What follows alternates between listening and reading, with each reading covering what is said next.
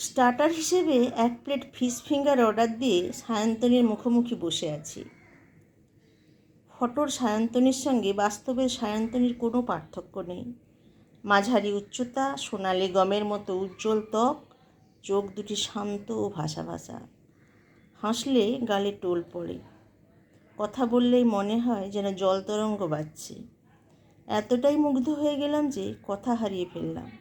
নিষ্ক্রিয়ভাবে প্রথমে নিজের বংশের ইতিহাস জানিয়ে দেওয়ার কথা ছিল আমার, এখনই তা বলতে ইচ্ছে করল না। সায়ন্তনীর পরনে বেগুনি কুর্তি ও পাজামা, কপালে বেগুনি টিপ, হাতে সোনালি রিস্টওয়াচ।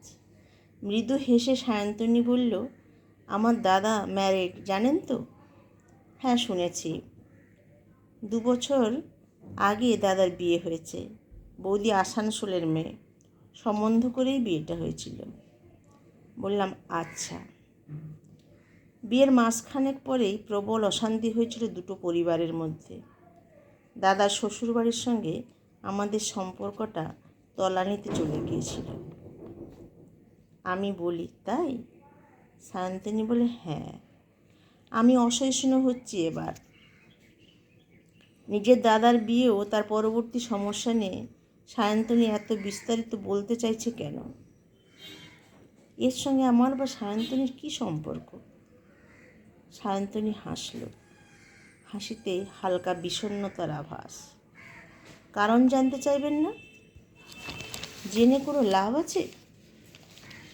অধৈর্য হয়ে বিরক্তি প্রকাশ করে ফেলি আমি।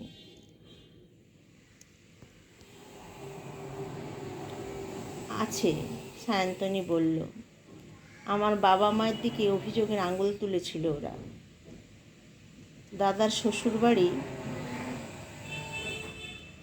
রেগেমেগে মামলা করবে বলেছিল, যদিও ব্যাপারটা অতদূর গড়ায়নি।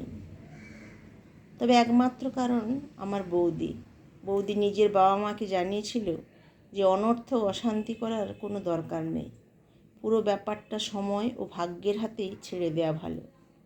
আসলে আমার দাদা খুব ভালো মানুষ।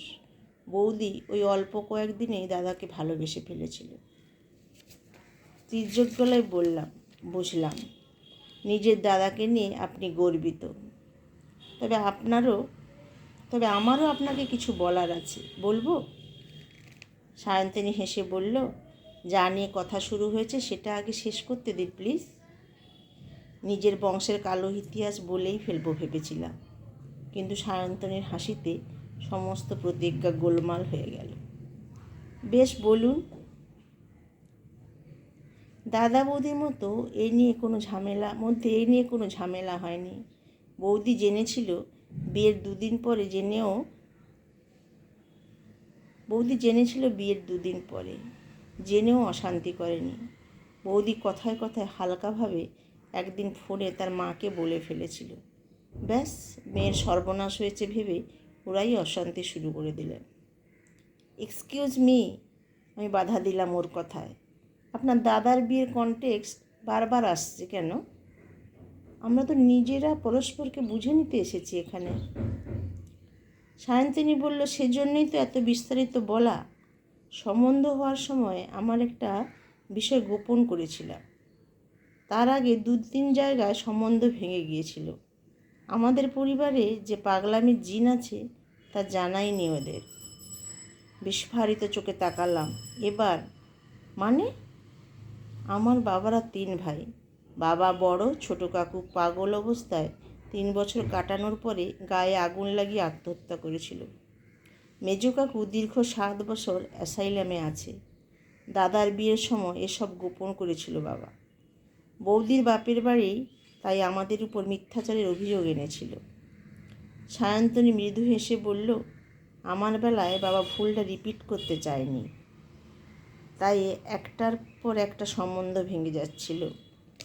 ফলে বাবা প্রায় হাল ছেড়ে দিয়েছিল।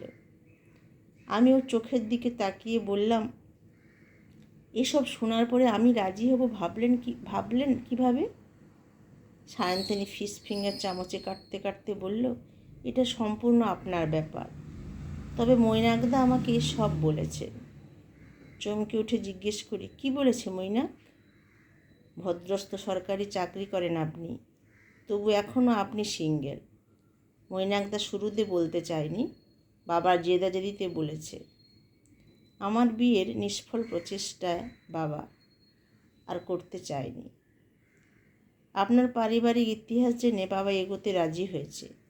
আশা করি আপনার অনেক প্রশ্নের উত্তর আপনি পেয়ে গেলেন। বাকিটা আপনার সিদ্ধান্ত। সায়ন্তনী দীর্ঘশ্বাস ফেলল। আমি কিছুক্ষণ চুপ করে থাকি। যে কথা বলতে চেয়েছিলাম তা মৈনাক বলেই দিয়েছি। আমার পারিবারিক বৃত্তান্ত জেনেও সায়ন্তনী দেখা করতে রাজি হয়েছে। ভেবেছিলাম সত্যিটা জানিয়ে আরও একবার প্রত্যাখ্যানের মুখোমুখি হব। নীরবতা ভেঙে বললাম, আপনি মাস্টার্স ডিগ্রি পাশ করেছেন, নিজের পায়ে দাঁড়াতে ইচ্ছে হয় না? ইচ্ছে থাকলেও উপায় নেই। চাকরির যা বাজার, তাতে আশার আলো দেখতে পাচ্ছি না। আমার কিন্তু বদলির চাকরি, চাইলেও কোনো চাকরি করতে পারবেন না। সায়ন্তনীর গালে টোল পড়ল। যেখানে আপনার পোস্টিং হবে সেখানে কোনো প্রাইভেট স্কুলে পড়ানোর সুযোগ পেতে পারি। স্যালারি ঠিকঠাক পেলে করব। আপনার আপত্তি আছে? না, তা কেন থাকবে? ওয়েটার এসে দাঁড়িয়েছি। অর্ডার দেবেন স্যার? ভেবেছিলাম স্টার্টারেই এর সিটিংয়ের ইতি ঘটবে। মেনু কার্ডটা সায়ন্তনীর দিকে বাড়িয়ে বললাম, নাও, দেখো কি কি পছন্দ হয়। বলেই চমকে উঠলাম। আমি নিজের অজ্ঞাতসারেই সায়ন্তনীকে এই প্রথম তুমি বলে ফেলেছি। সায়ন্তনী বলল, ঠিক আছে, তুমি অর্ডার দাও। রেস্তোরাঁ নীলাভ ও স্বপ্নময় আলোয় আমরা একে অপরের দিকে অপলক নয়নে তাকিয়ে রইলাম। আমরা তো একই নৌকা সহযাত্রী, তাই তুচ্ছ রাজি শব্দটি বলে এই মায়াবী মুহূর্তটা নষ্ট করতে মন চাইল না।